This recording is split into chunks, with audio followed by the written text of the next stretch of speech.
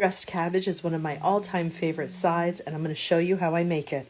First, I fry up a goodly amount of bacon until it's nice and crispy. How much bacon? More than I think I'll need, because I'll end up snacking on some of this. And here's a tip: when you cut off the bottom of your cabbage, you can put it in water and root it.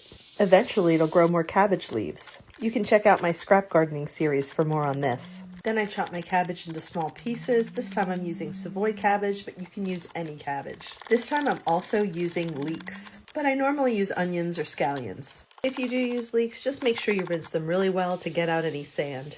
And in the meantime, I just happen to be frying up a couple of pork chops to go with. Now into all that lovely bacon grease with the leeks. I like giving them a head start to caramelize them a little bit with some salt and pepper before I add the cabbage.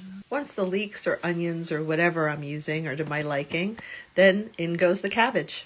I try to separate the clumps as best I can so that it cooks evenly. Everything gets well tossed in that bacon grease, as well as adding a little more salt and pepper. And when it's a little dry but I don't want to add any more oil, I add a little bit of water to kind of steam things.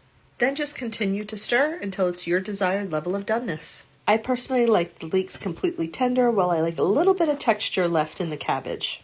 Then finish it with as much of that crunchy bacon as you like, or in my case, whatever I didn't snack on while I was cooking it. I hope you'll try it and enjoy it, and as always, happy eating!